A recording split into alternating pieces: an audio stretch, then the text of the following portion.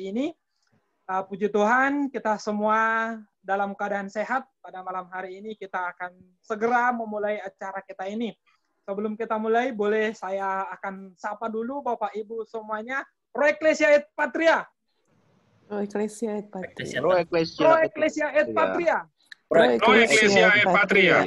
Pro Ecclesia et Patria. Pro Ecclesia et Patria.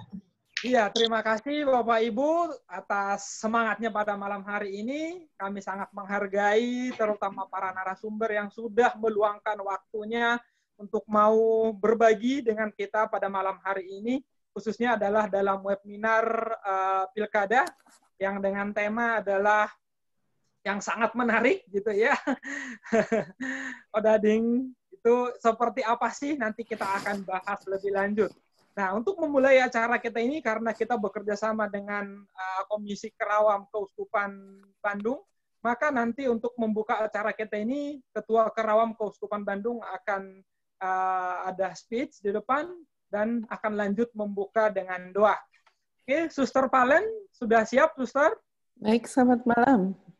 Ya, silahkan, Suster. Pemuda Katolik Bandung. Baik, selamat malam hadirin sekalian, audiens sekalian. Selamat malam, Suster. Selamat malam, Suster. Yang kami hormati Pak Emmanuel Lakalena, anggota DPR RI, Bang Barita, Ketua Komisi Kejaksaan. Malam, Suster. Malam, Pak. Ibu Loli mungkin belum hadir ya, belum bergabung ya. Dan Pak Pius Malam, Prasetyo, Suster. Dekan Fakultas FISIP, ini biasa kami berkumpul bersama dengan Prasetyo ini. Terima kasih sekali kepada narasumber yang telah bersedia menjadi narasumber dalam webinar kali ini. Saya kira untuk Pilkada kali ini menjadi hal yang menarik ya, karena ada banyak pro dan kontra untuk pelaksanaan Pilkada kali ini. Tapi bukan bermaksud mau berpihak atau pro dan kontra. Di tengah situasi yang ada, perlu kiranya untuk kegiatan webinar ini sebagai salah satu juga penyadaran dan juga sosialisasi bagaimana Pilkada mau dilaksanakan di tengah situasi pandemik dan juga ancaman resesi negara kita. Saya kira kondisi Pilkada kali ini menantang, juga penuh resiko. Menantang bagi para calon, bagaimana kampanye mau dilaksanakan. Perlu upaya-upaya kreatif para calon dan juga tim sukses untuk memperhatikan dan peduli pada situasi pandemi ini. Saya kira juga para peserta konsultan ini dalam kampanye perlu memperhatikan protokol-protokol kesehatan ya, dan upaya-upaya kreatif melalui media virtual dan medsos lainnya. Ide-ide atau gagasan calon yang berkaitan dengan masalah dampak pandemi di wilayah masing-masing, seperti pengangguran, pertumbuhan kemiskinan, penurunan pendapat, dan dampak resesi yang mungkin sudah terjadi di wilayah. Program apa yang mau ditawarkan oleh masing-masing calon. Di lain pihak, memang setengah situasi pandemi ini, bagaimana partisi warga juga bisa dibangun. Mungkin itu tantangan-tantangan yang juga akan menjadi persoalan dalam Pilkada kali ini. Di lain pihak, sinergi KPU, Baswaslu, Satgas COVID-19 sungguh perlu diupayakan dengan situasi yang ada. Saya kira pembicaraan webinar kali ini akan menjadi menarik, bagaimana persoalan-persoalan di atas bisa dikupas, sehingga Pilkada kita itu tidak menjadi odading rasa COVID-19 gitu. Sehingga hanya sekedar makanan, tapi rasanya COVID gitu lah. Terima kasih kepada Pemuda Katolik cabang Bandung yang telah cabang Jawa Barat yang telah mengupayakan webinar ini berlangsung. Bagi segenap kader Pemuda Katolik kiranya untuk dapat semakin meningkatkan kapasitas tentang pemahaman tentang Pilkada, sehingga sebagai ormas Pemuda Katolik juga dapat meningkatkan perannya untuk ikut menjaga Pilkada dapat berlangsung secara aman, jujur, adil, dan hak publik juga sungguh dapat terlayani, dan kesejahteraan bersama bisa terwujud. Selamat berwebinar untuk kita semua. Oke, terima kasih Suster. Nah, karena sudah dibuka dengan Suster, maka langsung buka dengan doa lah Suster, biar sah Oke. pertemuan kita pada malam hari ini. Baik, Bapak Ibu sekalian, saya akan pimpin dengan doa dalam nama Bapa dan Putra dan Roh Kudus. Amin. Amin. Allah Bapa yang penuh kasih, kami mengucapkan puji dan syukur kepadamu atas kesempatan pada malam hari ini kami mengadakan webinar khususnya untuk persiapan pilkada di wilayah kami masing-masing. Kami bersyukur atas narasumber yang ikut bergabung dalam kegiatan ini. Semoga semakin mencerahkan bagi kami akan kemungkinan dan antisipasi yang ada dalam pelaksanaan pilkada nantinya. Ya Bapa, semoga Engkau selalu melindungi kami semua, terlebih bagi bangsa dan negara kami yang akan melaksanakan pilkada ini. Semoga dengan pelaksanaan pilkada ini juga menjadikan hak-hak publik dapat terlayani dengan baik, sehingga kesejahteraan umat juga semakin dapat ditingkatkan. Kami berdoa juga untuk seluruh bangsa kita yang saat ini sedang mengalami wabah pandemik. Kiranya wabah ini juga dapat segera berlalu, sehingga aktivitas sebagaimana mestinya juga dapat kami laksanakan kembali. Doa ini ya Bapa, kami sampaikan dengan perantaraan Putramu, Tuhan kami.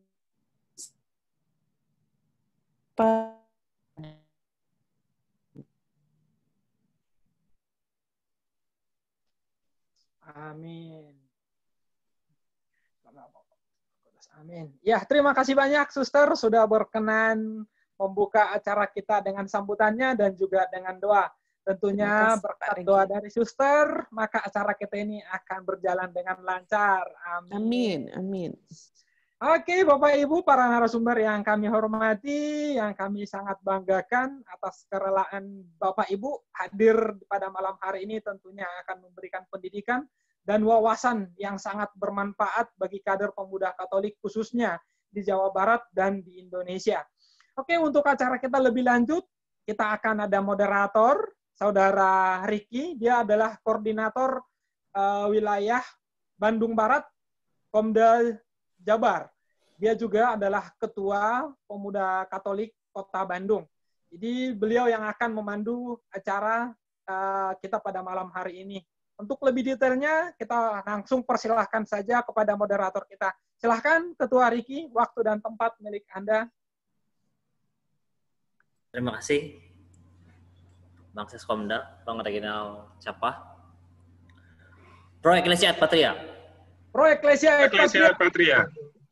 Selamat datang para narasumber yang kami banggakan, yang kami hargai, yang dalam kesibukannya kami sangat berterima kasih para narasumber bisa mau meluangkan waktunya untuk hadir dan akhirnya kita bisa belajar dari para narasumber, Ibu dan Bapak yang telah hadir di sini.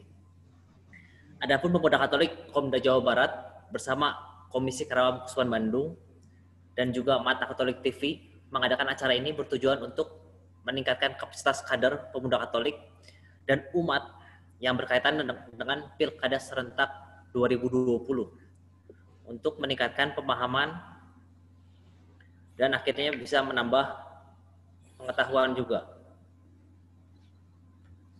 Di luar itu, memang acara ini bisa terselenggara karena dukungan kerjasama bisa dan terbaik.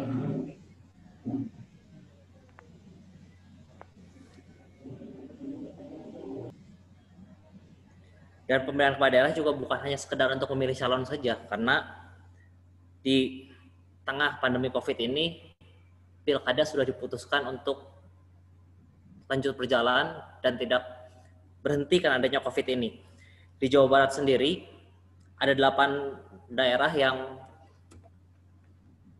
melakukan pilkada, yaitu di Kabupaten Bandung, Cianjur, Kabupaten Sukabumi, Kabupaten Karawang, Kabupaten Indramayu, Kabupaten Tasikmalaya, Kabupaten Pangandaran, dan Kota Depok. Nah, bagaimana pilkada menjadi sarana kedaulatan rakyat untuk memilih pemimpin daerah secara langsung, umum, bebas, rahasia, jujur, dan adil. sesuai dengan amanat Konstitusi UUD 1945 dan Undang-Undang Nomor 1 Tahun 2015, Undang-Undang Nomor 8 Tahun 2015, dan Undang-Undang Nomor 10 Tahun 2016. Pemilihan kepala daerah bukan sekedar memilih seorang pemimpin ataupun pejabat, tapi bagaimana kesempatan kita sebagai warga bangsa ini, kita sebagai umat untuk bisa menghidupi nilai-nilai demokrasi dan menjunjung tinggi moral serta etika berpolitik.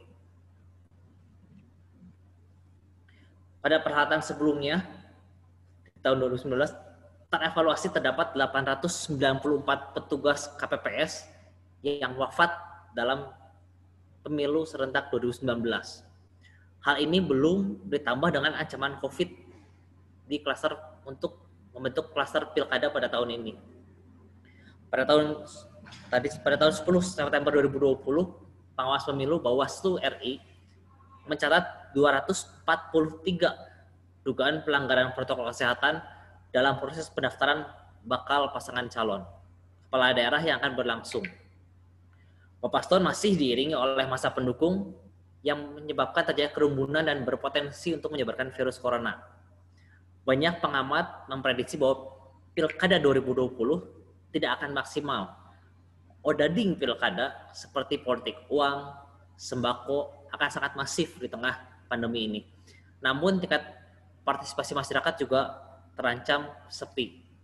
Nah, berangkat dari peristiwa tersebut, dibutuhkan sebuah pembedahan umum mengenai problematika odading yang sering muncul di pilkada. Ditambah adanya pandemi pada saat demokrasi tahun ini. Nah, hal ini bertujuan untuk menjamin terpenuhinya pemilihan pemimpin daerah yang secara langsung, umum, bebas, rahasia, jujur, dan adil. Dan dapat optimalnya partisipasi masyarakat.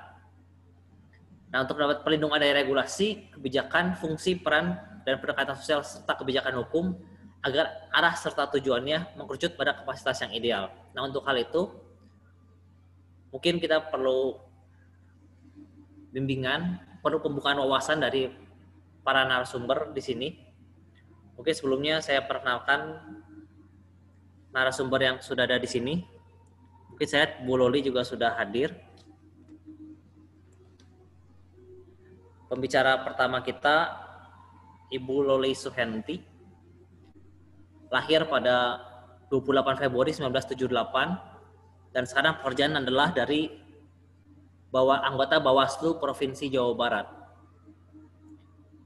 Saya membaca CV beliau dan memang beliau sudah aktif di pemilu, mulai dari pemilu rektor segala macam dari tahun 1999. Pengalamannya sangat luar biasa dan akhirnya sekarang membuahkan hasil sebagai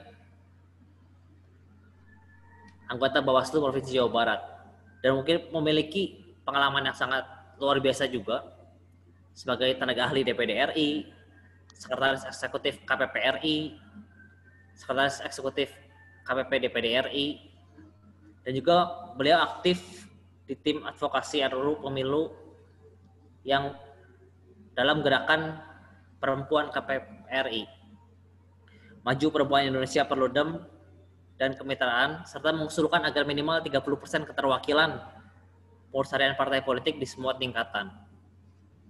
Lalu pembicara yang kedua dari partai politik,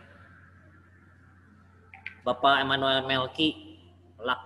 Melkiades Lakalena, lahir di Kupang tanggal 10 Desember 1976. Beliau lulus dan tamat pendidikan di awalnya S1 Farmasi Universitas Sanata Dharma dan profesi farmasi di Universitas Sanata Dharma, Yogyakarta.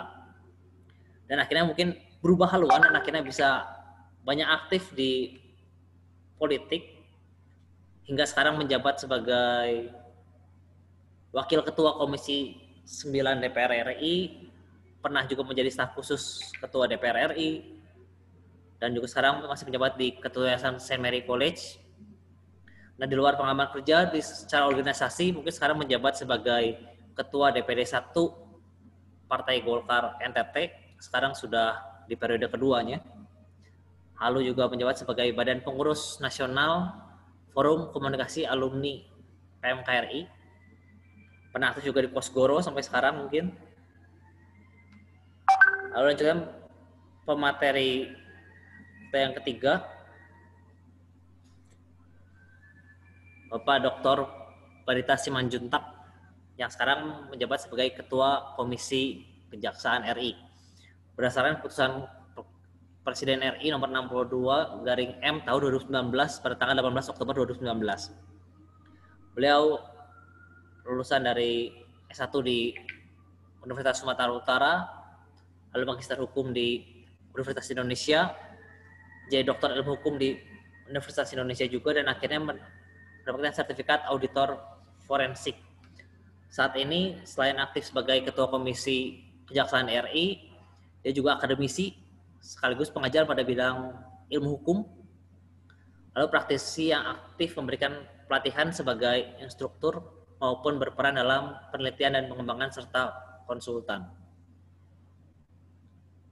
Lalu pembicara yang keempat dari bidang akademisi, dosen saya juga, Dr. Pius Sugeng Prasetyo, saat ini menjabat sebagai dosen FISIP di Universitas Parahyangan dan juga menjadi dekan.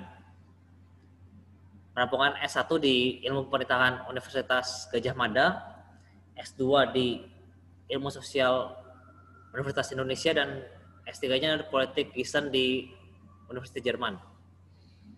Nah, tak berapa lama, mungkin kita sambut pembicara kita yang pertama. Untuk Ibu Loli Suhenti, waktu dan tempat kami persilahkan. Iya, terima kasih. Selamat malam.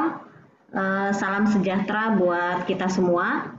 Yang saya hormati tentu saja penggagas acara diskusi ini, sahabat-sahabat dari Pemuda Katolik yang telah dengan luar biasa mempertemukan kita. Salam silaturahmi buat semua.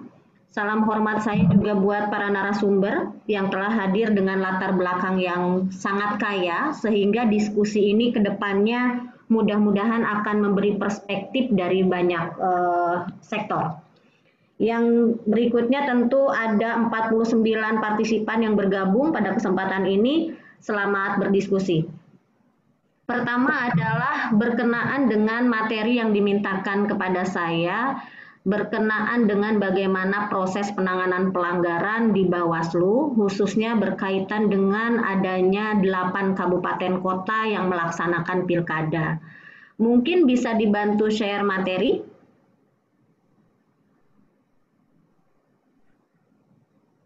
Bisa ditampilkan tidak materinya, Kang Riki?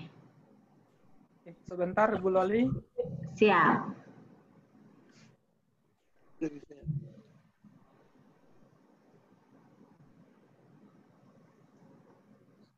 Kalau menyulitkan, saya juga ada slide sih.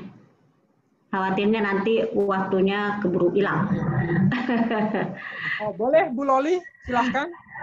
Baik, sahabat-sahabatku sekalian, sesuai dengan permintaan kepada saya mencoba untuk membuat yang namanya menampilkan sisi tren pelanggaran di dalam Pilkada 2020. Tetapi saya perlu mengawali dengan menyampaikan bahwa tugas dan wewenang yang melekat di Bawaslu itu ada pada konteks pencegahan, lalu konteks pengawasan, penanganan pelanggaran, dan penyelesaian sengketa. 3 konteks tugas ini kemudian harus dilakukan secara paripurna. Tadi kataku juga. Dilakukan secara paripurna oleh Bawaslu. Nah, karena itu lalu kita perlu memahami situasi pandemi saat ini memang rasanya menyulitkan semua orang ya. Kita dipaksa untuk bisa berpikir serius bagaimana melaksanakan pilkada tanpa berkurang kualitasnya. Tetapi di sisi lain juga kita harus berfokus bagaimana ada jaminan kesehatan dan rasa aman. Tidak hanya di kami penyelenggara pemilu, tetapi juga di para kontestan, juga tentunya di masyarakat sebagai pemilih. Karena itu memang situasi pandemi ini harus menjadi fokus bersama. Bahwa secara politik, keputusan politik sudah menetapkan 9 Desember sebagai hari pemungutan suara untuk pilkada adalah keputusan politik yang memang harus kita hormati. Dengan berbagai perdebatan, misalnya pernyataan sikap NU, pernyataan sikap Muhammadiyah, pernyataan sikap Komnas HAM, yang meminta untuk pilkada ini ditunda, tapi faktanya sampai saat ini kita masih harus menjalani bagaimana caranya pilkada 9 Desember bisa dilangsungkan dengan yang tadi, prasyarat soal menjamin rasa aman, menjamin kesehatan dan keselamatan, tetapi juga menjamin kualitas pilkada tidak berkurang. Yang kedua, karena konteksnya pandemi, maka mau tidak mau kita harus melihat regulasi yang terbaru.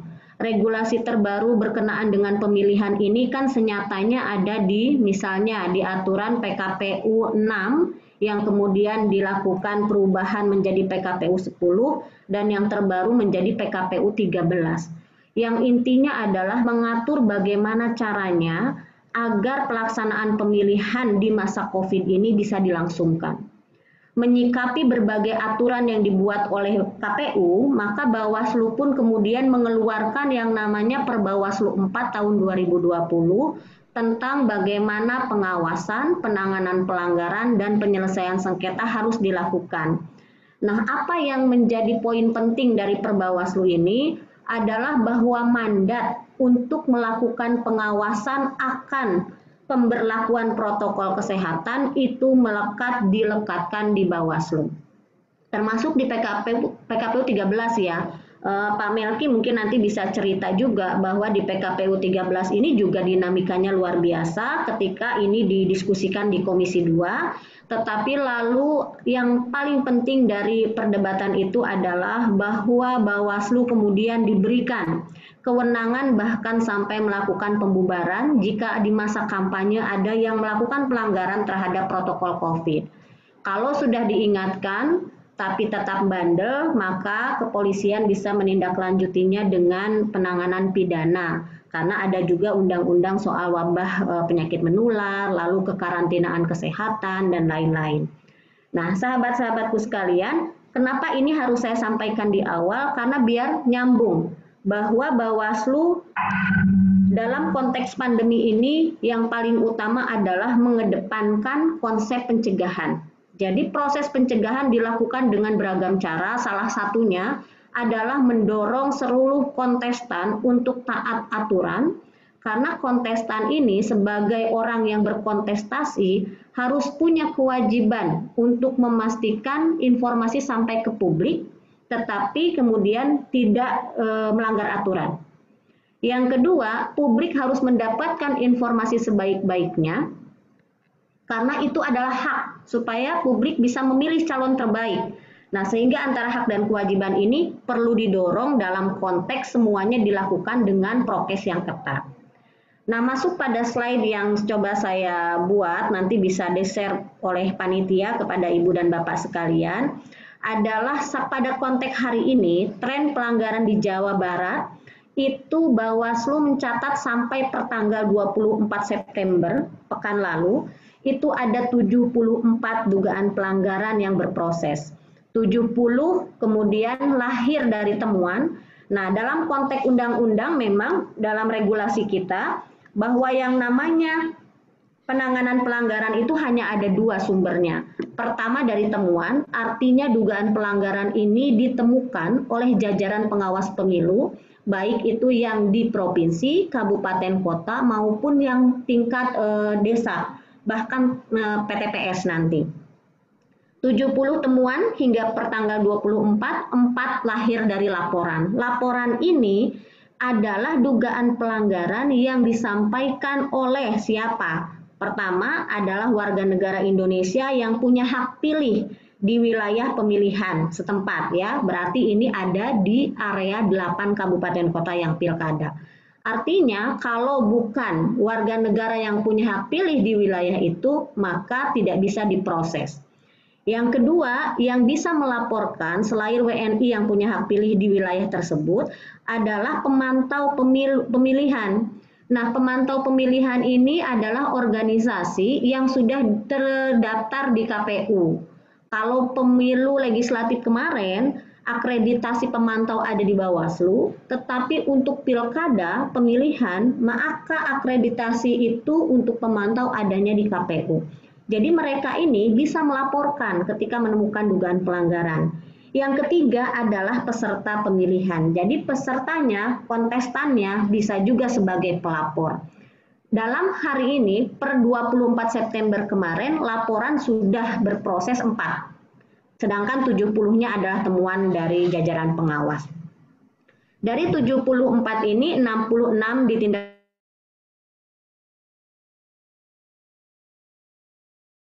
bukan pelanggaran.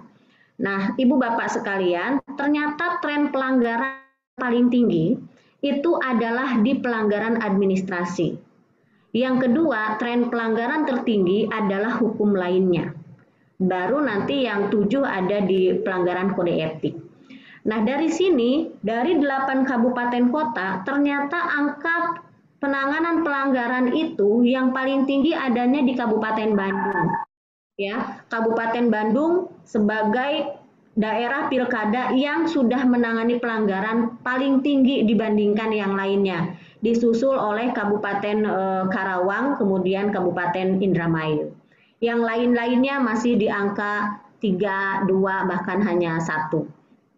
Nah, sahabat-sahabatku sekalian, Ibu Bapak yang saya hormati, tren pelanggaran administratif itu apa? Contoh misalnya waktu proses coklit, pencocokan dan penelitian. Ada PPDP yang melaksanakan coklit melalui joki. Nah, ini tentu melanggar karena tidak sesuai dengan tata cara dan prosedur. Atau juga ada ditemukan PPDP tidak memenuhi syarat, pelaksanaan coklit tidak sesuai ketentuan, ya.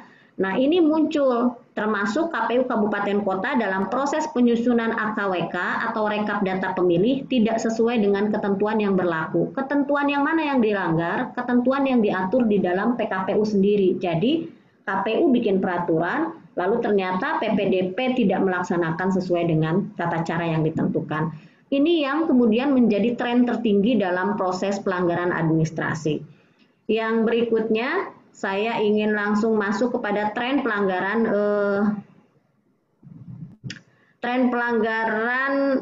administrasi ini ada 35 perkara, lalu tren pelanggaran kode etik ada di 7 perkara. Saya perlu sampaikan Ibu Bapak sekalian, penyelenggara pemilu tidak hanya KPU dan Bawaslu, tetapi ada DKPP. DKPP ini fungsinya adalah menjaga marwah, memastikan bahwa penyelenggara pemilu bekerja secara profesional, mandiri, imparsial. Jadi memang posisinya adalah menjaga marwah kelembagaan penyelenggara pemilu. Nah, di dalam pelaksanaannya sampai tanggal 24, tren pelanggaran kode etik ini terjadi ada 7 perkara yang masuk. Misalnya seperti apa? Misalnya adalah penyelenggara ada yang memberikan dukungan kepada salah satu bakal calon melalui media sosial. Tidak profesional dalam proses verifikasi faktual.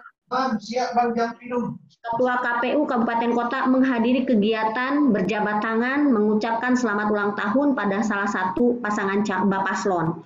Nah, ini juga kemudian diduga sebagai pelanggaran etik sehingga sedang berproses. Nah, ada juga ditemukan Panwascam yang menunjukkan Panwascam ini pengawas tingkat kecamatan, artinya ada dalam jajaran kami di Bawaslu, menunjukkan keberpihakan kepada partai politik dan atau paslon. Panwascam ada yang melakukan hubungan perkawinan dengan sesama penyelenggara pemilu. Nah, pada konteks ini proses penanganan etik diberlakukan. Sanksinya yang sudah dikeluarkan ada yang sifatnya teguran tertulis, ada pemberhentian tetap, sedang berproses di DKPP. Jadi memang ini proses yang juga kami harus lakukan secara terbuka biar publik tahu. Karena salah satu potensi kerawanan dalam pelaksanaan pilkada itu salah satunya adalah kemandirian dari penyelenggara. Yang berikutnya adalah tren pelanggaran hukum lainnya. Ini menjadi kedua tertinggi setelah pelanggaran administrasi. Itu banyak kasus pada soal netralitas aparat sipil negara ASN. Nah, netralitas ASN ini memang Bawaslu sudah bikin sudah mengeluarkan bersama dengan instansi terkait surat keputusan bersama. Jadi ada KASN di dalamnya, ada Menpan RB di dalamnya.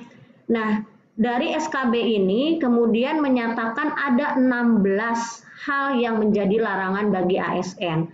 Salah satunya misalnya pendekatan atau mendaftarkan diri pada salah satu partai politik, memberi dukungan melalui media sosial dengan nge-like misalnya ketika ada status di Facebook atau di Instagram.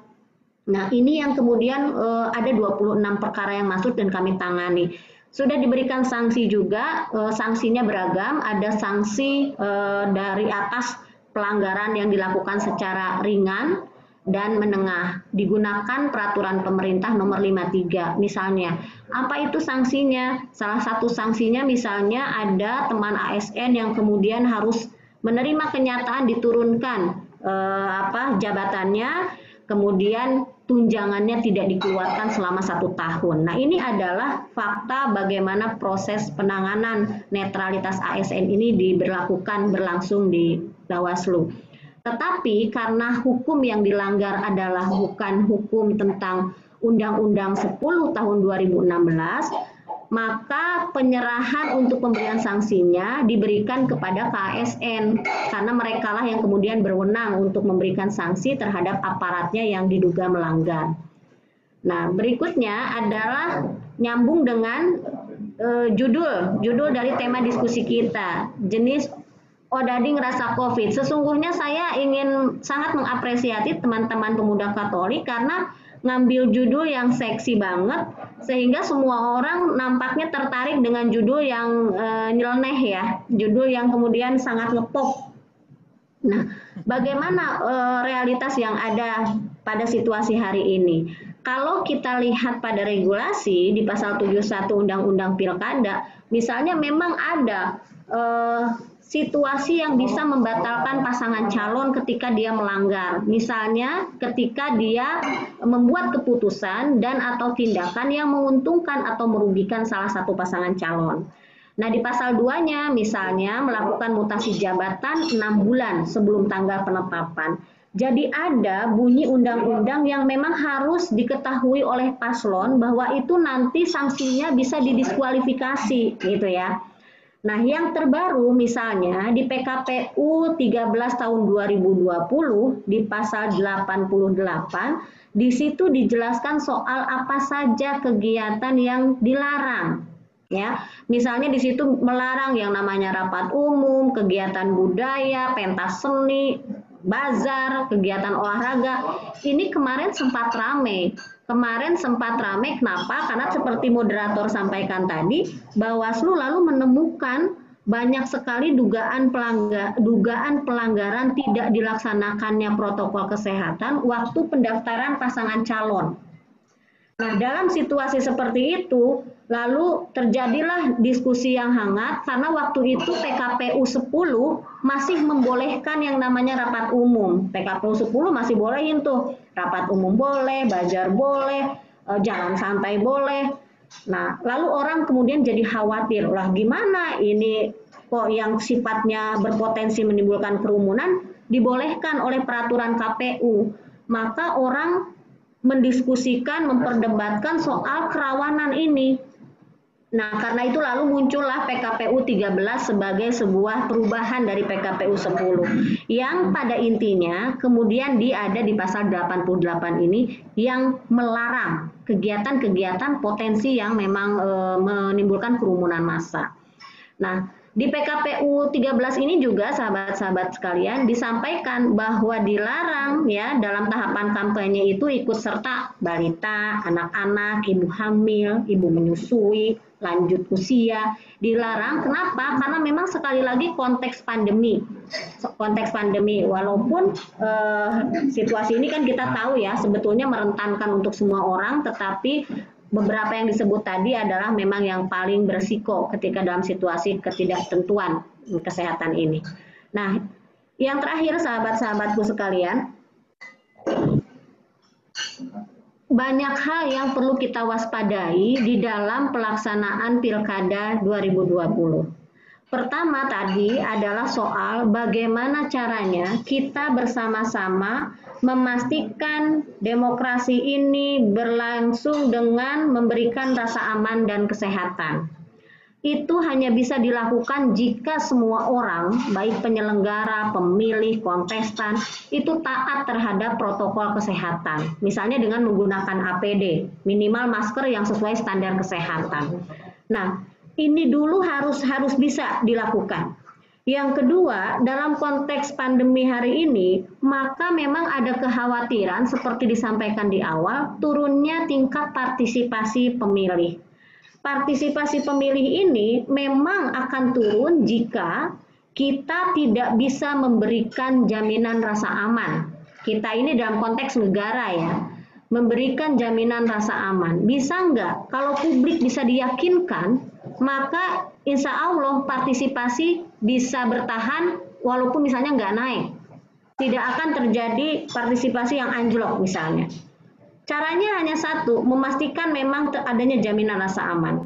Karena dengan jaminan rasa aman ini orang punya harapan untuk turun, memberikan hak pilihnya, lalu mengawasi suaranya. Nah, yang ketiga, penegakan hukum memang menjadi penting dalam konteks penyelenggaraan. Kalau kemarin sempat agak rame diskusinya, bahkan kencang waktu pendaftaran paslon itu, ada anggapan Bawaslu tidak tegas, Bawaslu lempar tanggung jawab karena tidak bertindak ketika terjadi kerumunan waktu pendaftaran pasangan calon. Faktanya adalah karena memang Bawaslu dibatasi kewenangannya. Kalau Bawaslu berinisiatif lebih jauh, malah Bawaslunya yang disalahin karena melampaui kewenangannya. Nah, pada konteks inilah lalu pasca peristiwa itu lalu ada koordinasi antar lembaga terkait, yang salah satunya kemudian keluar maklumat Kapolri yang itu menegaskan bahwa akan ada tindakan serius jika terjadi pelanggaran akan protokol kesehatan. Saya ingin menutup presentasi ini dengan menyatakan bahwa saat ini tanggung jawab untuk menjalankan pilkada dengan baik itu adalah tanggung jawab kita semua. Jangan biarkan situasi ini terombang-ambing dengan melekatkan bahwa ini bukan tanggung jawab kita. Karena katakanlah pilkada tetap 9 Desember, lalu kita apatis, kita tidak mau ikut karena merasa tidak berkepentingan, padahal sejatinya kitalah yang paling berkepentingan. Karena pilkada ini harus menjadi milik kita. Nggak mungkin pilkada hanya milik mereka yang nyalon. Pilkada hanya milik elit-elit partai politik, nggak mungkin. Karena dampak dari pemimpin yang dipilih, pemimpin yang terpilih adalah seluruh warga negara. Untuk itu saya ingin mengajak teman-teman pemuda Katolik, ibu bapak sekalian, untuk bersama-sama dengan Bawaslu melakukan pencegahan sedini mungkin atas berbagai potensi pelanggaran dengan melakukan pengawasan secara partisipatif, secara mandiri di lingkungan terdekatnya. Mudah-mudahan kita sama-sama bisa mengawasi proses pilkada di 8 kabupaten kota ini sehingga tidak akan ada pelanggaran yang mencederai proses demokrasinya, juga bisa menjaga keselamatan kita semua. Itu sebagai pengantar diskusi. Terima kasih. Assalamualaikum warahmatullahi wabarakatuh. Waalaikumsalam. Terima kasih banyak atas materinya. Mungkin untuk pertanyaan akan kita simpan di akhir setelah semua cara menyampaikan materinya. Kita lanjutkan dengan pembicara kita yang kedua, perwakilan dari DPR. Kita tahu bahwa Parlemen di Indonesia sejatinya memiliki tugas melakukan pengawasan dalam pelaksanaan regulasi di Pilkada 2020. Di sisi lain, DPR RI sendiri bersama stakeholder telah menyepakati bahwa Pilkada 2020 di 270 daerah akan tetap dilaksanakan sesuai dengan tahapan pada 21 September 2020. Nah, untuk lebih jelas mungkin kami mengundang pembicara kita yang kedua, Pak Emmanuel Melkiades Lakalena. Waktu dan tempat kami persilahkan.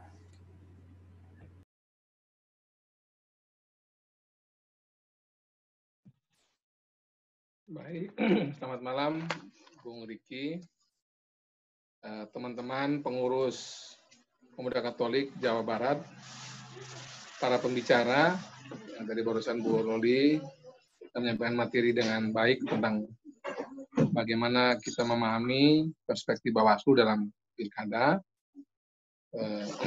Suster tadi sudah memimpin pembukaan dan memberikan pengantar.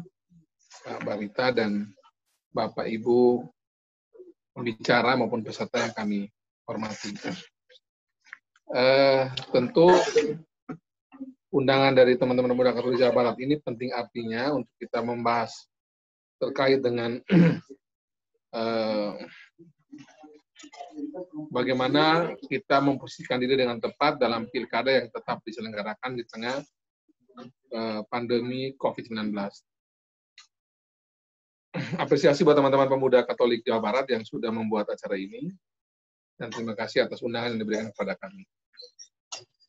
Teman-teman sekalian, Bapak Ibu pembicara, semua peserta webinar malam hari ini, data per tanggal 28 September, pasien COVID itu ada 278.322 yang sudah terkonfirmasi positif, sembuh 206.870, meninggal karena kategori positif COVID itu 10.473, kemudian jumlah suspeknya 131.361, dan jumlah spesimennya 32.189.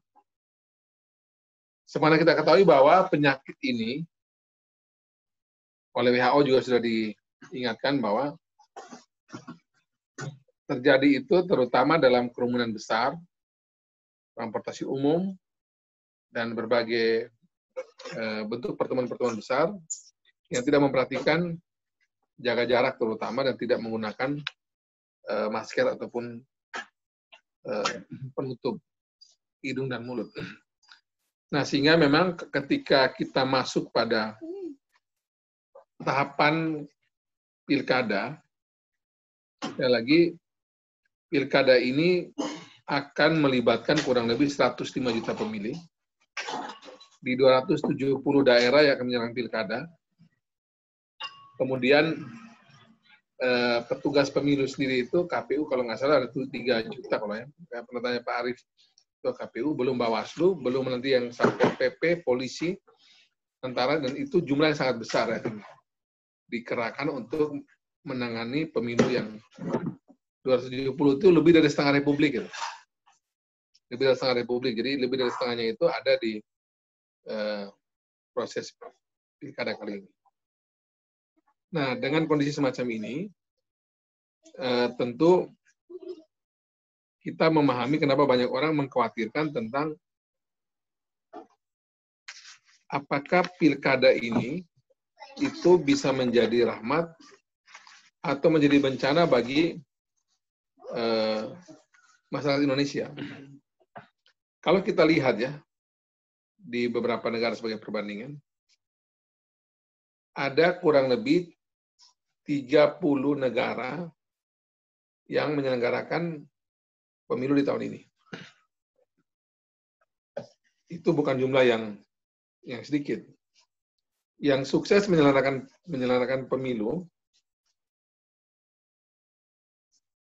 bahwa pelaksanaan pemilu nasional yang juga berlangsung dalam suasana pandemi itu terjadi di Korea Selatan. Dan yang uniknya adalah pemilu di Korea Selatan itu menunjukkan bahwa di bulan April itu dilakukan. Ada partisipasi pemilih yang tinggi dibanding dengan di era normal. Ini yang menarik ini. Jadi ada partisipasi yang tinggi dibanding dengan saat normal.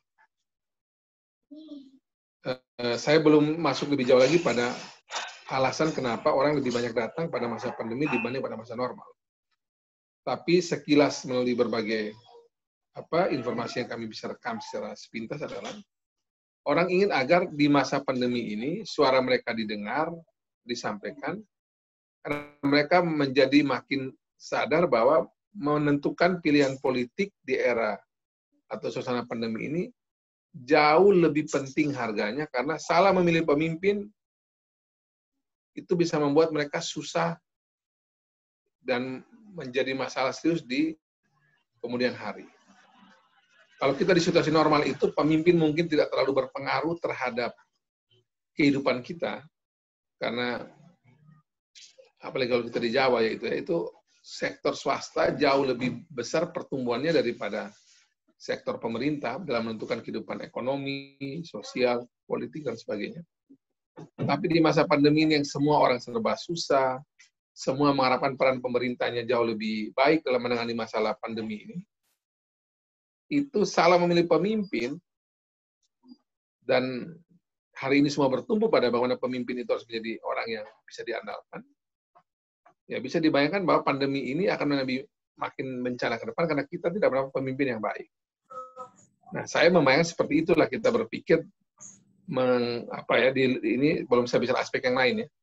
Tapi betapa pentingnya dalam aspek politik kita memilih di era pandemi COVID-19 ini karena harga suara di era pandemi ini akan jauh lebih kuat kualitas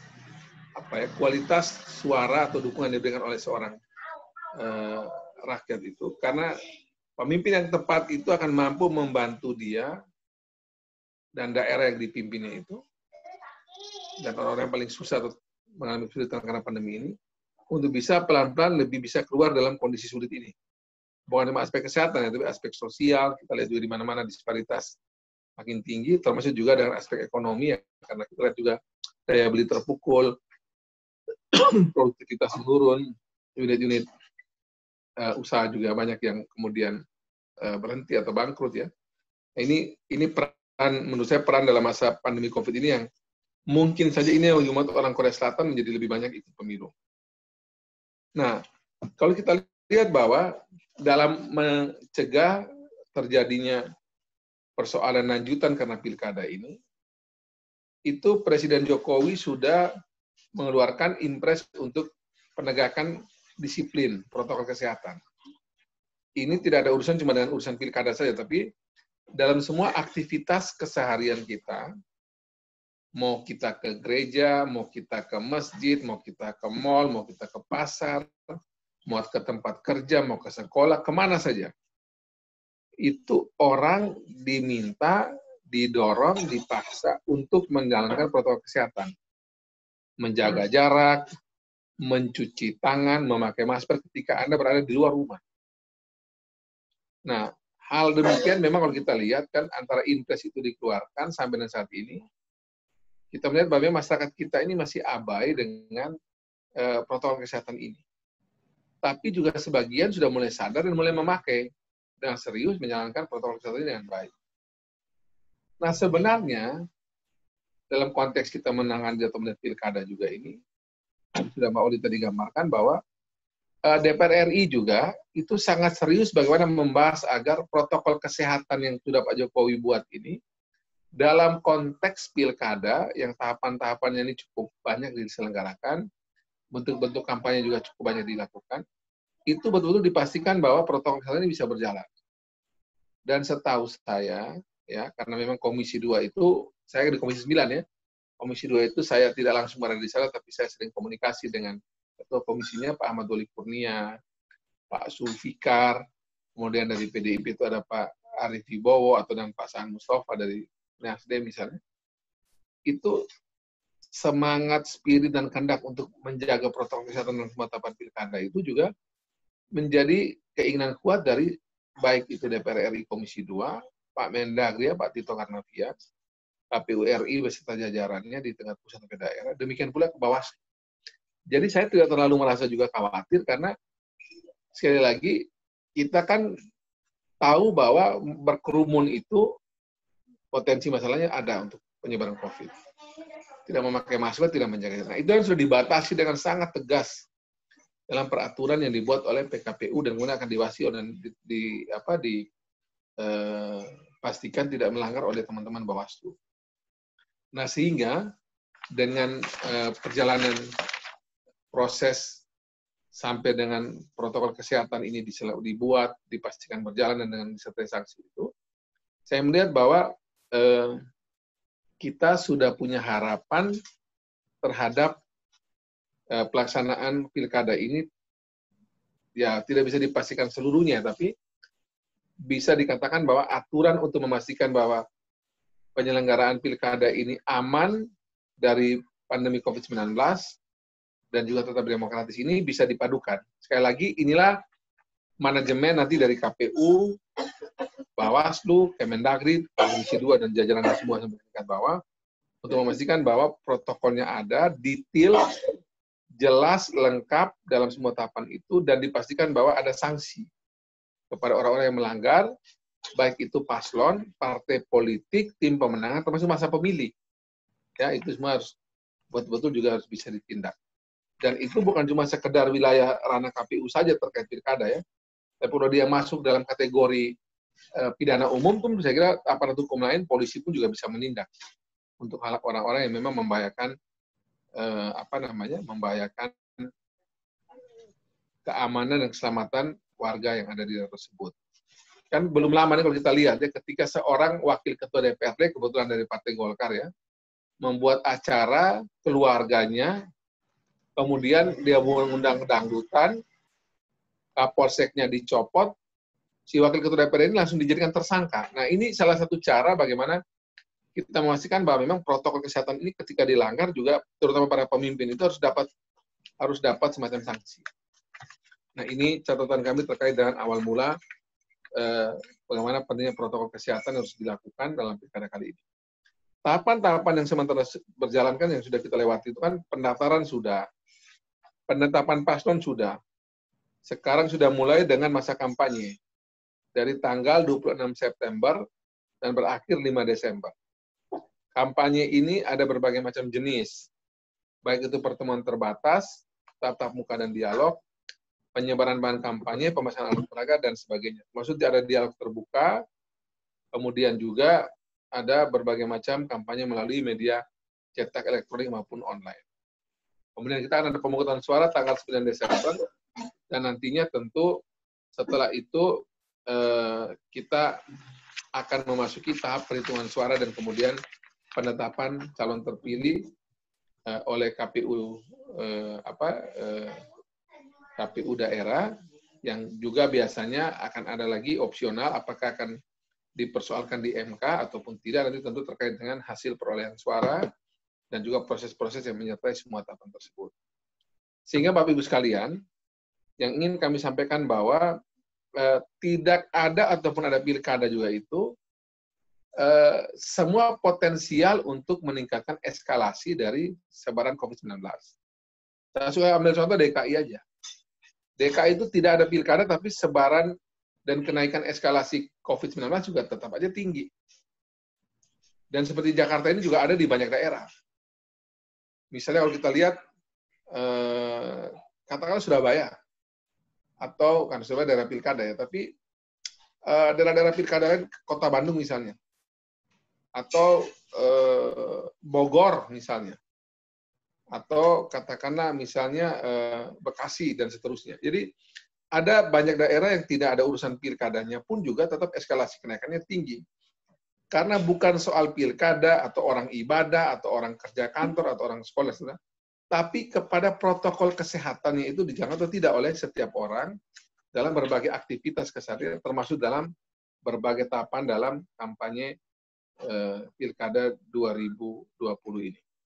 Sehingga tentu dengan kita betul-betul menjalankan protokol kesehatan ini dengan baik, sesuai instruksi Presiden nomor 6 tahun 2020 tentang peningkatan disiplin dan peningkatan penegakan hukum protokol kesehatan dalam pencegahan dan penanganan COVID-19, yang juga di situ ada juga mengatur tentang sanksi, dan juga tentu juga ini ada perintah kepada seluruh gubernur, bupati, wali kota, ditambah lagi PKPU yang tadi sudah disampaikan oleh Pak Loli, plus beberapa undang-undang juga yang memang mengatur bagaimana sanksi bagi orang yang melanggar. Saya kira kita sudah punya cukup alat untuk menertibkan, mendisiplinkan seluruh pihak yang terkait dan terlibat langsung maupun tidak langsung dalam proses pilkada ini. KPU dan Bawaslu itu diawasi dengan sangat ketat oleh DKPP maupun oleh Komisi 2 dan berbagai perangkat yang ada di bawahnya, DPRD tingkat 1 tingkat 2. Kemudian juga para paslon dan para pengurus partai, tim pemenangan, dan masa pemilih itu akan dipantau oleh lawan politiknya. Dipantau pula oleh KPU, oleh Bawaslu, dipantau pula oleh media massa. Jadi seluruhnya ini kalau andai kata kita bisa bikin disiplin, menurut kami justru pilkada ini dari kekhawatiran dan ketakutan orang akan menjadi klaster baru, bisa menjadi ajang mendisiplinkan warga masyarakat kita yang memang harus diingatkan, diberitahu, berkali-kali, dijewer, sampai paling ekstrem itu bila perlu dapat sanksi lebih keras lagi, mungkin sanksi sosial atau sanksi lain. yang memang bisa mendidik dan membuat mereka lebih tertib. Nah, ini beberapa bahan yang bisa kami sampaikan, yang tentu kami selalu mendorong agar Kementerian Kesehatan sebagai mitra kami Komisi 9 betul-betul memperhatikan juga bagaimana proses pelaksanaan protokol kesehatan dalam pilkada kali ini, dan seperti yang kami sampaikan bahwa benchmarking yang menjadi semacam rujukan ya, itu ya Korea Selatan. Korsel itu mampu menunjukkan bahwa di tengah ketika itu mereka juga menuju puncak-puncak pandemi, tapi mereka dengan justru pada saat kita masih awal-awal memahami COVID, dia berani sekali membuat pilkada atau bukan pilkada, pemilu nasional waktu itu dengan tingkat partisipasi yang lebih tinggi, dan hampir tidak kita dengar ada klaster dalam pemilu di Korea Selatan pada waktu itu. Itu masa-masa awal COVID dan belum banyak orang yang paham dan ngeh tentang bagaimana menghadapinya. Hari ini kita jauh lebih siap dan lebih bisa antisipasi, cuma tinggal satu-satunya menjadi persoalan kita adalah bagaimana mendisiplinkan warga yang khusus dalam pilkada ini kita bisa memakai para paslon dan para tim sukses yang sudah bergerak selama ini. Saya kira ini yang bisa kami sampaikan ya, Bung Riki dan teman-teman semua. Sekali lagi, pandemi COVID-19 ini bukan membuat kita harus takut berlebihan, kemudian seolah-olah juga semua kegiatan kita harus stop, tidak bisa bergerak, tapi COVID-19 ini harus jadi momentum kita untuk membuktikan bahwa kita punya kemampuan, terobosan-terobosan, kreativitas, dan juga ide-ide alternatif dalam hal merubah kekhawatiran menjadi kekuatan, merubah bencana menjadi anugerah, dan ini makin menunjukkan bahwa kita butuh solidaritas sosial kita satu sama lain. Demikian Mas Diki bisa kami sampaikan. Semoga kita semua sehat dalam karya dan kiprah kita masing-masing. Dan nantinya kita juga mendengarkan, setelah saya, tadi Suster sudah, Pak Loli sudah, dan ini mungkin Bang Barita dan teman-teman pembicara lain, kita ingin mendengarkan masukan dari Bapak Ibu sekalian, dan juga dari para narasumber yang akan berbicara ini. Demikian, Tuhan memberkati kita semua. Salam, salve, Om, Santi, Santi, Santi Om Namo Buddhaya. Salam kebajikan. Wassalamualaikum warahmatullahi wabarakatuh. Waalaikumsalam warahmatullahi wabarakatuh. Terima kasih banyak Pak atas pandangan, mungkin pandangan baru bagi kita semua bahwa di pandemi ini bisa memberikan nilai positif mungkin, dan pilkada ini bisa lebih mengingatkan kita terhadap protokol-protokol kesehatan. Nah, lalu kita langsung sambut ke pembicara ketiga, Dr. Barita LH Simanjuntak. Bagaimana Komisi Kejaksaan kini memiliki kewenangan sebagai pelaksana ataupun eksekutor di putusan pengadilan yang berkekuatan hukum. Nah, dengan adanya di tengah pandemi ini diprediksi bahwa akan ada peningkatan pembagian odading gitu ya, pembagian sembako, bantuan-bantuan sosial kepada masyarakat untuk akhirnya dijadikan media kampanye, dan satu sisi bahwa akan ada pengurangan partisipan untuk mengikuti pemilu. Bagaimana mungkin pandangan lebih jelasnya mungkin bisa kita persilakan. Waktu dan tempat kita persilakan kepada Dr. Barita LH Simanjuntak. Selamat malam, salam sejahtera. Assalamualaikum warahmatullahi wabarakatuh. Shalom, Namo Buddhaya, salam kebajikan.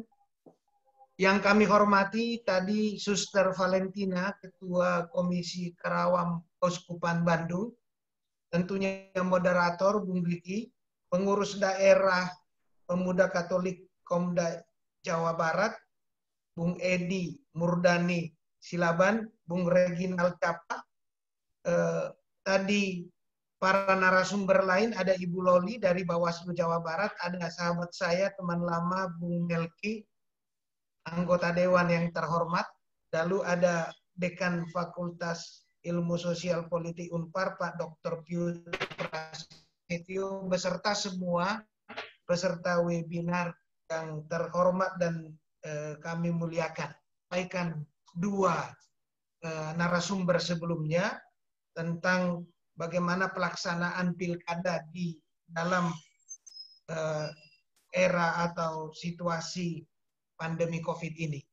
Nah, saya akan mencoba menyampaikan beberapa poin penting, tetapi yang pertama untuk memastikan dan sekaligus memperkuat tadi yang sudah disampaikan bahwa pemilihan kepala daerah ini adalah satu keharusan. Jadi beberapa wacana yang minta ditunda karena pandemi COVID ini, rasa-rasanya itu harus kita lihat akan menimbulkan masalah sebab mekanisme ketatanegaraan kita yang diatur dalam berbagai peraturan perundang-undangan itu sudah jelas mengatur mengenai legitimasi ya jalannya masa waktu ya periodisasi kepala daerah. Dari perspektif itu, 1 hari saja lewat itu akan berdampak pada delegitimasi. Masalah ini bisa masuk ke soal debat panjang, debat kusir, bisa masuk ke wilayah percakapan atau dialog atau pertentangan politik yang luas. Oleh karena itu, dalam situasi yang demikian ini, maka tidak ada pilihan selain pemerintah konsisten menjalankan ketentuan-ketentuan yang sudah ada, mekanisme pemilihan kepala daerah 5 tahunan yang sudah direncanakan dan sudah memiliki dasar hukum. Jadi ini adalah satu keharusan, kewajiban konstitusional yang tentunya untuk melaksanakan itu ada beberapa hal-hal yang harus diperhatikan, yang harus diatur. Pandemi COVID ini bisa dilihat sebagai satu tantangan. Tadi sudah dijelaskan dengan cukup baik oleh Bung Melki dan saya kira kita sependapat dengan itu, bagaimana melaksanakan agenda demokrasi kita agar mekanisme pelaksanaan kedaulatan rakyat tidak stagnan, tidak macet, tidak terjadi delegitimasi. Maka tentunya karena sekarang diperhadapkan dengan pandemi COVID, maka tentu bagaimana ya masalah protokol kesehatan yang sudah diatur dan ditentukan itu bisa dilaksanakan secara konsisten. Dan untuk itulah maka kalau kita membicarakan perspektif penegakan hukum dalam pemilihan kepala daerah yang akan berjalan bulan Desember sekarang, tentu ada hal yang harus diperhatikan karena dibanding dengan pemilihan sebelumnya, di sini ada protokol kesehatan, ada ketentuan atau peraturan baru yang berkaitan dengan protokol penanganan atau pelaksanaan pilkada diperhadapkan dengan situasi pandemi COVID ini. Jadi agenda demokrasi tetap berjalan secara konstitusional, ya legitimasi jalannya pemerintahan daerah, provinsi, kabupaten, kota tetap berjalan, tetapi tetap aman, kesehatan terjamin, ya angka pandemi COVID penyebarannya tidak menjadi klaster karena pemilu ini. Saya kira konsistensi dan disiplin menjadi kata kunci di sana. Dan itu bukan hal yang sulit untuk dicapai kalau ada kemauan di antara para penyelenggara maupun para peserta pemilihan kepala daerah yang tentunya juga berkaitan langsung dengan para pemilih dan bagaimana sisi penegakan hukumnya bisa berjalan secara konsisten. Nah, tidak hanya di soal pilkada ini sebenarnya masalah berkaitan dengan pandemi COVID. Di segala aspek bidang kehidupan. Sudah ada beberapa tahapan yang kita lewatin. Sudah ada era new normal. Masyarakat sudah terbiasa dengan pola-pola pengaturan yang berkaitan dengan protokol COVID. Dan saya kira ya itu bukan hal yang sulit lagi untuk terus-menerus dijaga dan didorong untuk dilaksanakan. Kita harus bisa ya melaksanakan agenda penting nasional dengan tentunya adaptasi atau istilahnya penyesuaian dengan keadaan pandemi ini. Oleh sebab itulah regulasi berkaitan dengan implementasi protokol COVID dalam pelaksanaan pemilihan kepala daerah ini itu menjadi penting ya untuk dalam bentuk yang aktual dalam bentuk yang konkret, dalam bentuk peraturan yang sederhana, itu bisa dirumuskan. Ya, mungkin tidak bisa dalam skala yang nasional, tetapi ya, baik misalnya penyelenggara di tingkat provinsi, kabupaten, kota, ya secara hierarki ke bawah bisa merumuskan ketentuan-ketentuan itu dalam jabaran skop wilayah masing-masing sesuai dengan karakteristik yang ada. Oleh sebab itu maka upaya kita sekarang adalah bagaimana mendukung agenda demokrasi tadi, agenda jalannya proses demokrasi yang akan berjalan ini dengan tentunya melakukan hal-hal yang secara konstitusional dan dari perspektif aturan sudah ada. Nah, tadi saya katakan hukum itu juga bisa mengalami perubahan, tetapi perubahan hukum, penyesuaian hukum karena adanya wabah atau pandemi baru kita lihat dalam era atau dalam situasi sekarang ini.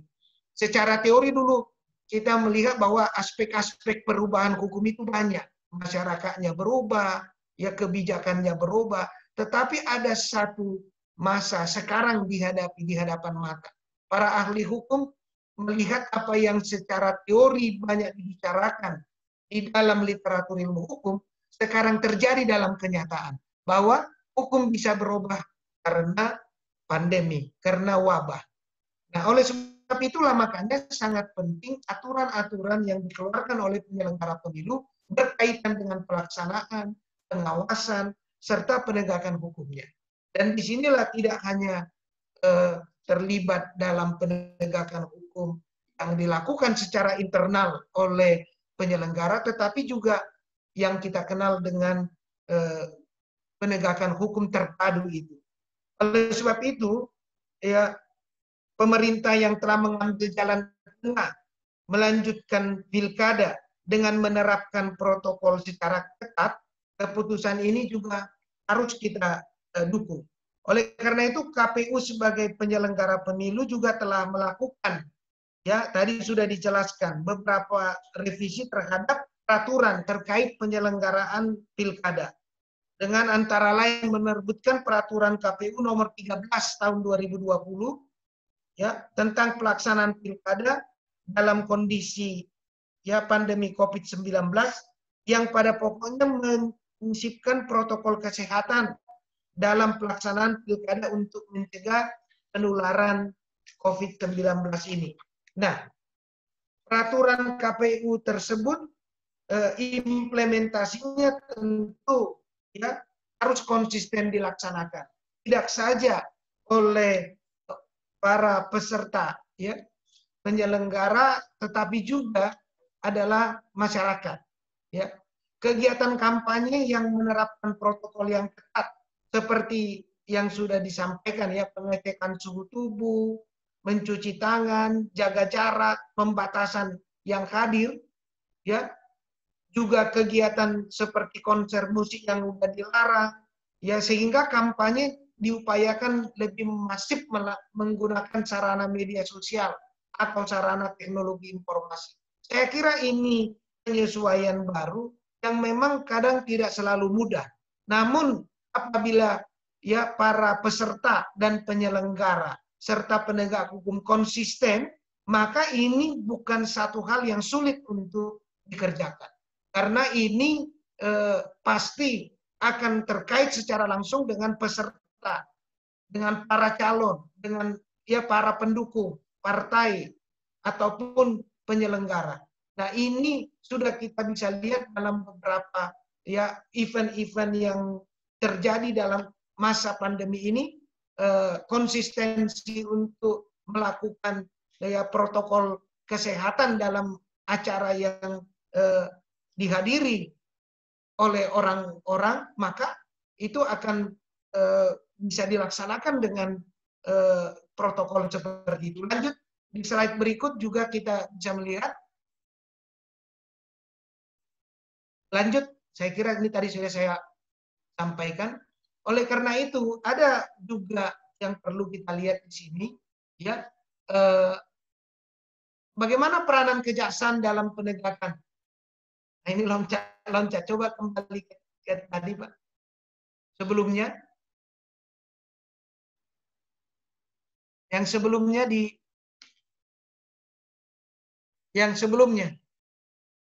slide ya sesudah ini, sesudahnya itu. Lanjut.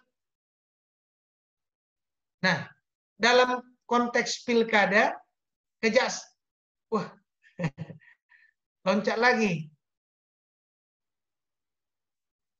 Coba.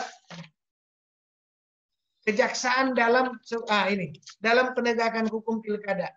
Dalam konteks pilkada, kejaksaan memiliki peran yang sentral dan strategis. Jaksa tergabung dalam sentra penegakan hukum terpadu yang memiliki kewenangan menindak para pelanggar tindak pidana pemilu yang tentunya dilakukan bersama dengan Bawaslu dan Polri. Namun untuk pelanggar protokol kesehatan, ya, ini perlu kita lihat tidak menggunakan instrumen hukum tindak pidana pemilu, melainkan tindak pidana umum seperti Undang-Undang Karantina Kesehatan, sehingga penindakan akan dilakukan oleh Polri dan jaksa akan bertindak sebagai penuntut umum dan eksekutor pelaksana putusan pengadilan. Jadi kaitan dengan protokol kesehatan itu rezim hukumnya adalah Undang-Undang Karantina Kesehatan. Jadi ini saling melengkapi. Lanjut. Nah, kita perlu memberikan apresiasi kepada yang belum lama ini aparat penegak hukum yang mengambil langkah cepat yang menindak seorang tokoh yang melanggar protokol kesehatan karena menyelenggarakan pesta, ya. Langkah ini merupakan deterrence effect agar tidak dilakukan oleh pihak-pihak lain khususnya dalam penyelenggaraan pilkada tahun 2020 ini. Lanjut. Kerjasama dalam penegakan hukum, ya, dalam menangani perkara pelanggaran protokol kesehatan, diharapkan komponen aparat penegak hukum, khususnya polisi dan jaksa, dapat bekerja sama dengan baik agar proses hukum terhadap pelanggar cepat diselesaikan dan tidak berlarut-larut. Oleh karenanya, jaksa harus dapat terlibat sejak awal proses penyidikan guna mencegahnya bolak-balik berkas perkara. Ini agar penyelesaian, ya, pelanggaran berkaitan dengan protokol kesehatan itu dapat cepat dilakukan. Penegak hukum juga harus menindak tegas, ya, aparat penegak hukum, polisi, jaksa tanpa pandang bulu dilakukan konsisten agar penyelenggaraan pilkada tahun 2020 dapat berlangsung aman, khususnya mencegah penyebaran COVID-19. Saya kira ini yang sebagai catatan pengantar yang bisa saya sampaikan. Nanti kan ada diskusi untuk lebih mempertajam. Demikian, Bung Moderator. Terima kasih.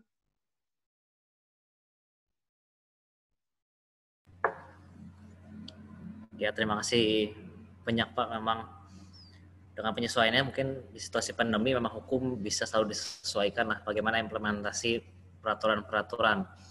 Kita lanjut ke narasumber kita yang terakhir dari akademisi. Mungkin secara ilmu kita tahu bahwa praktik auditing di pilkada ini pasti akan ada besar, dan memang bagaimana pilkada ini bisa dilaksanakan secara luber dan jurdil. Nah, kira-kira bagaimana pandangan dari Pak Pius Sugeng Prasetyo selaku Dekan Visip Unpar mengenai hal ini? Untuk Pak Pius Sugeng Prasetyo, mungkin waktu dan tempat kami persilakan. Ya, terima kasih. Selamat malam, Suster, Ibu, Bapak, juga khususnya para pembicara yang saya hormati. Ada Pak Barita Simanjuntak, Ketua. Malam, Pak Dekan. Selamat malam, Ketua Komisi Kejaksaan. Salam kenal juga, Pak Barita. Iya, Pak. Salam kenal. Ibu Loli Suhendi dari anggota Bawaslu Jawa Barat.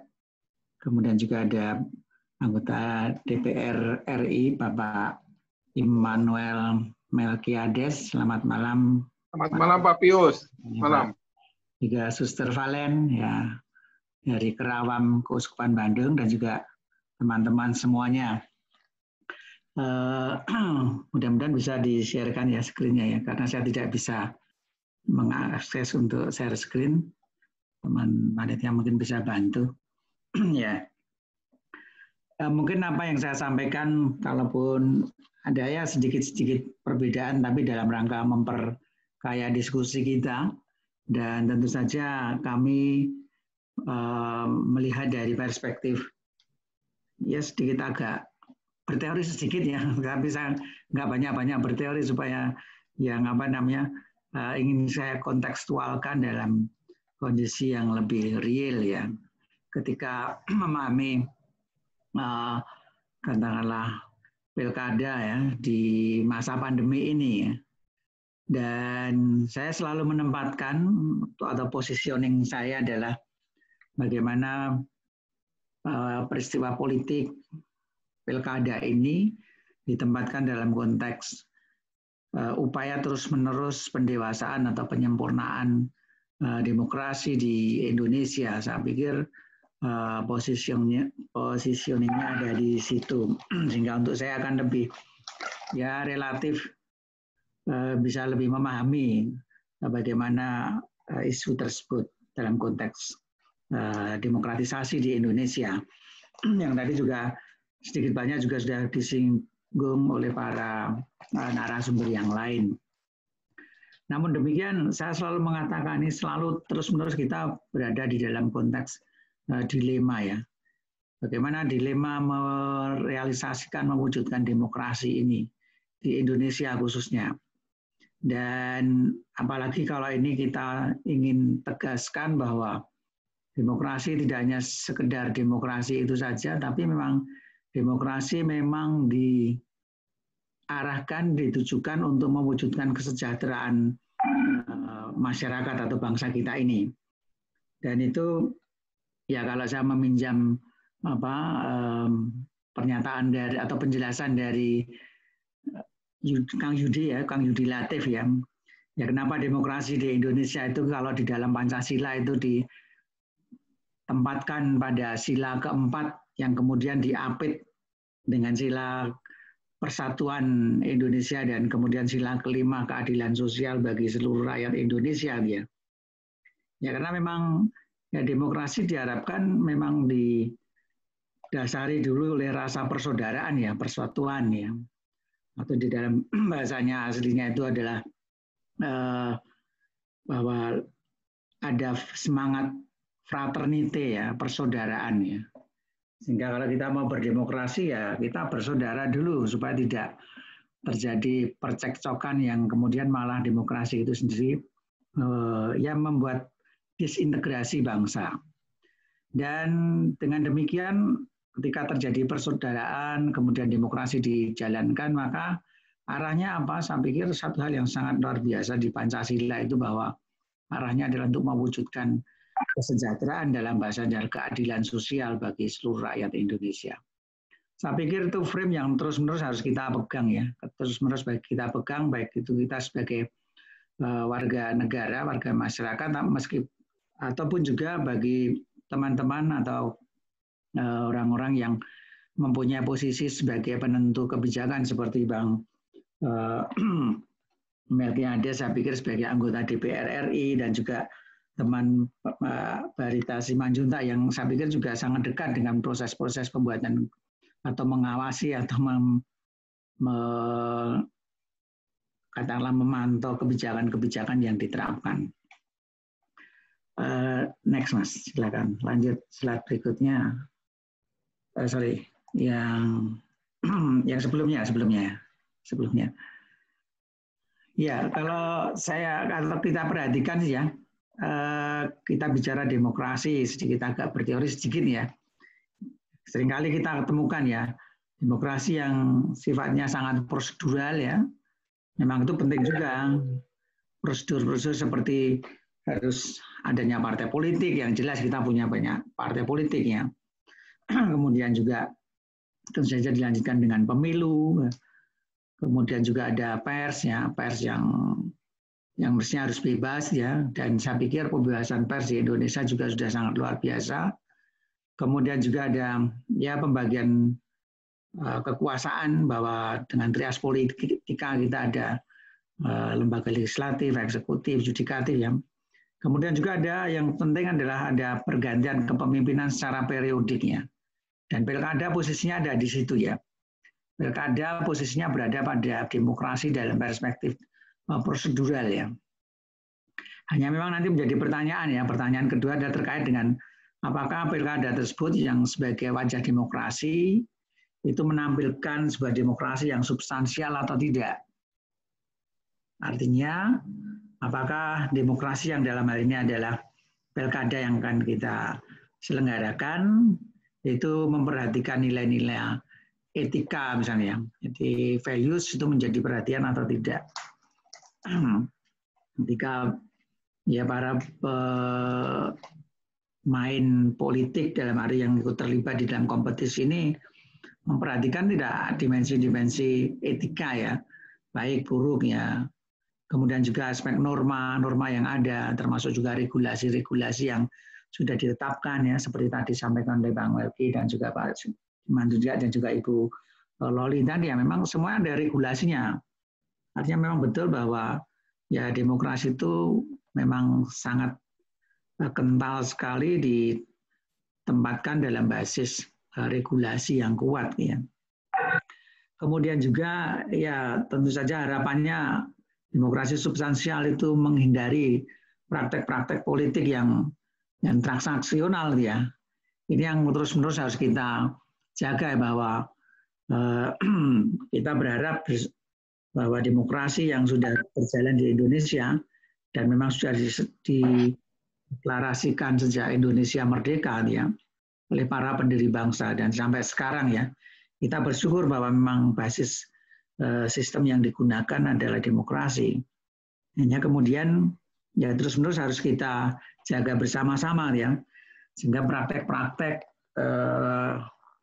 katakanlah yang sifatnya transaksional itu juga kemudian makin lama makin bisa dihindari.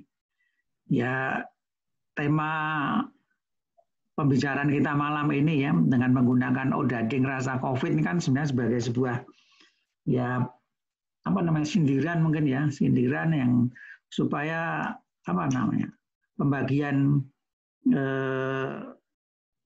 katakanlah kekuasaan nanti ya, kompetisi-kompetisi kekuasaan itu tidak didasarkan pada prinsip-prinsip yang tidak ingin kita hindari ya, apalagi di dalam masa pandemi seperti ini ya, transaksional yang terjadi padahal kita berada dalam situasi yang kesulitan seperti saat ini. Mudah-mudahan nanti bisa dihindari ya. Dan demikian juga para elit politik daerah ya, dan juga tentu saja para aktivis-aktivis politik, partai politik itu juga terus-menerus